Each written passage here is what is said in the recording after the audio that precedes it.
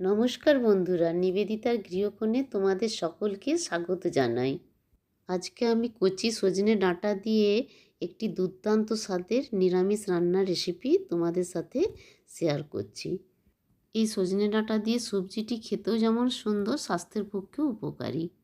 এখানে আমি সবজির মধ্যে নিয়েছি কচি সজনে ডাঁটা, আলু, গাজর, শিম, বেগুন, মটরশুঁটি, দুটো চেরা কাঁচা লঙ্কা এবং দুটো পাকা টমেটো। সবজিগুলো সব ধুয়ে নিয়েছি। একটা কড়াই গ্যাসে চাপিয়ে 2 চামচ মতো সর্ষের তেল দিয়ে গ্যাসটি অন করে দিলাম। তেল গরম হয়ে গেলে 1/2 চামচ মতো পাঁচফোড়ন দিয়ে দিলাম। পাঁচফোড়নে যখন খুব সুন্দর একটা স্মেল আসবে তখন আলু, গাজর, শিম এবং বেগুনগুলো তেলের মধ্যে দিয়ে দিলাম। একটা হাতা দিয়ে সবজিগুলো নেড়ে দুটো চেরা কাঁচা লঙ্কা সবজির মধ্যে দিয়ে দিলাম। আবার একবার হাতার সাহায্যে নেড়ে একটা ঢাকা দিয়ে দিলাম। গ্যাসটা এই সময় সিমে রাখলাম। 1/2 চামচ গোটা জিরে এবং 1 টুকরো আদা পেস্ট করে নিলাম। প্রায় 3 মিনিট পর ঢাকা খুলে একবার সবজিটি ভালো করে নেড়ে আদা জিরের পেস্টটা সবজির মধ্যে দিয়ে ভালো করে কষিয়ে নিলাম। যাতে আদা জিরের কাঁচা গন্ধ না ছাড়ে সেই জন্য সবজিটিকে 2-3 মিনিট ধরে একটু ভালো করে কষিয়ে নিলাম। 1/2 চামচ হলুদ এবং টমেটোগুলো সবজির মধ্যে দিয়ে ভালো করে মিশিয়ে নিলাম।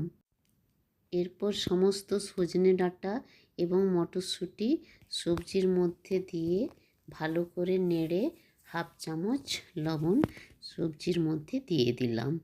লবণটা খুব ভালো করে সবজির সাথে মিশিয়ে একটা ঢাকা দিয়ে দিলাম। গ্যাসটা এ সময় সিমে রাখলাম। 3 মিনিট পর ঢাকা খুলে সবজিগুলো আবার একবার ভালো করে নেড়ে নিলাম। এরপর সবজিগুলো কড়াইয়ের গায়ে লেগে লেগে আসছে। 1 গ্লাস মতো আমি জল দিয়ে দিলাম। আবার আমি ঢাকাটা দিয়ে দিলাম। 3 মিনিট পর ঢাকা খুলে সমস্ত সবজিগুলো ভালো করে আরেকবার নেড়ে নিলাম।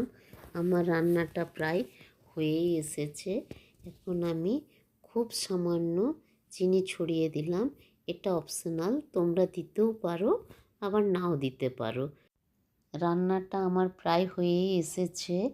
এরপর আমি গ্যাসটা অফ করে 1 চামচ গাওয়া ঘি ছড়িয়ে দিলাম। এখানে তোমরা গাওয়া ঘি আর একটু বেশি পরিমাণেও দিতে পারো। আলু সজনে ডাঁটা খুব সুন্দর সেদ্ধ হয়ে গেছে। এখানে তোমাদের বলি, তোমরা সজনে ডাঁটা বেগুন আলুর তরকারিতে অতি অবশ্যই টমেটো দেবে এবং নামাবার আগে গাওয়া ঘি দেবে। টমেটো এবং গাওয়া ঘি এই সবজির স্বাদ অনেক গুণ বাড়িয়ে তোলে। সজনে ডাঁটার এই রেসিপিটি তোমাদের সকলকে একবার বাড়িতে বানিয়ে দেখার বিশেষ অনুরোধ রইল। আমার রান্নাটা তোমাদের কেমন লেগেছে অতি অবশ্যই কমেন্ট করে জানিও। ভালো লাগলে একটা লাইক দিও এবং বন্ধুদের সাথেও শেয়ার করো। Tata, bye bye.